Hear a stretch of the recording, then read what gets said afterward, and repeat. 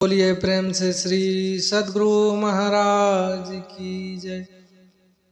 बंदो गुरुपद कंज कृपा सिंधु नर रूप हरि मोहतम पुंज।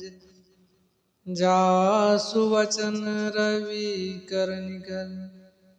प्यारे लोगों, हम भगवान का शरण कैसे करें? भगवान के शरणागति होने के लिए आपको भगवान पर आश्रित होना पड़ेगा।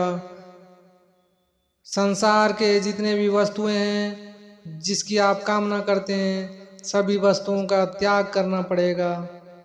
भगवान श्री कृष्ण ने भगवत गीता में सबसे श्रेष्ठ भक्ति योग को कहा है। भगवान श्री कृष्ण ने अर्जुन को उपदेश देते हुए कहा है कि जो मेरे शरण में आ जाएगा उसका निहाल हो जाएगा। भगवान श्री कृष्ण ने भगवत गीता में सबसे श्रेष्ठ भक्ति योग को कहा है, जो कि शरण गति है। सर्वधर्मान परित्यज्य ममेकं शरणं व्रज अहं तत्वा सर्वपापेभ्यो मोक्षयिष्यामि मा शुचः। भगवान श्री कृष्ण ने कहा, गुह्य कहा, गुह्यतर कहा, गुह्यतम कहा और यहाँ सर्व गुह्यतम कहा। तो सबसे अत्यंत गोपनीय बात कहते हैं, ममेकम शरणम व्रज, एक मेरी शरण हो जा।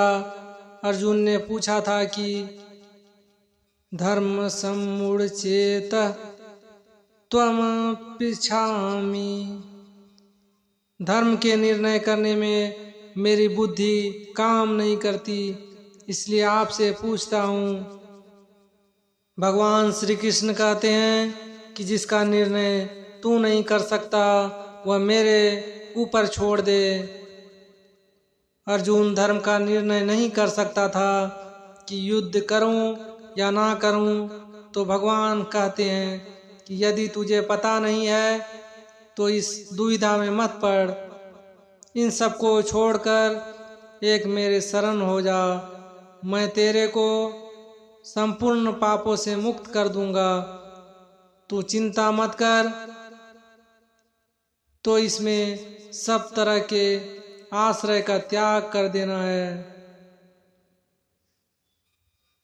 किसी का आश्रय नहीं रखना है। मन में किसी अन्य का भरोसा और आश्रय सब छोड़ दें।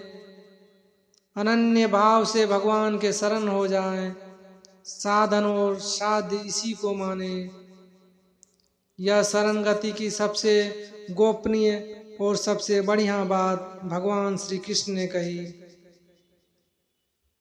इसमें एक बहुत विशेष रहस्य की बात है। अहम त्वा सर्व पापेभ्यो मोक्षयिष्यामि मा शुचः, मैं तुझे संपूर्ण पापों से मुक्त कर दूंगा, तू चिंता मत कर। यह बहुत विलक्षण बात कही भगवान श्री कृष्ण ने। इसका यह तात्पर्य नहीं है कि तुम शरण हो जाएगा तो तेरा पाप मैं नष्ट कर दूंगा। इसमें भगवान ने अर्जुन को लोभ दिया, ऐसी बात नहीं है। तू अनन्य भाव से शरण हो जा, धर्म की परवाह मत कर। धर्म के त्याग से होने वाले पाप का ठेका मेरे पर आ जाएगा। निष्काम भाव से जो कर्म करता है उसका फल कभी उल्टा नहीं होता, अधर्म होता ही नहीं। तू केवल मेरी शरण हो जा, इसके बाद कोई चिंता मत कर। शरण होने के बाद मन में कोई चिंता भी हो जाए, किसी तरह की विपत्ति और विपरीत भाव भी पैदा हो जाए, मन भी परमात्मा में न लगे संसार के पदार्थों में राग द्वेष भी हो जाए, तत्परता और निष्ठा न दिखाई दे, इस तरह की कमियां मालूम देवे तो उन कमियों के लिए तू चिंता मत कर। भगवान की शरण होने पर उसको किसी तरह की चिंता नहीं करनी चाहिए, निश्चिंत हो जाना चाहिए, निर्भय और निसंकोच होना चाहिए, निशंक होना चाहिए। लोक में क्या दशा होगी, परलोक में क्या होगा, यहाँ यश होगा कि अपयश होगा, निंदा होगी कि स्तुति होगी, ठीक होगा कि बेठीक होगा, लाभ होगा कि हानि होगी, लोग आदर करेंगे या निरादर करेंगे, इन बातों की तरफ ख्याल भी मत कर। केवल अनन्य शरण हो जा और सब आश्रय छोड़ दे। तू भय मत कर, शौक भी मत कर और शंका भी मत कर। जो वस्तु चली गई उसका शौक कर होता है और विचार में बात आती है तो शंका होती है, शंका का भी त्याग होता है। माँ शुचः का तात्पर्य है कि तू किसी तरह का किंचित मात्र भी सोच मत कर, मैं तो भगवान के शरण हो गया।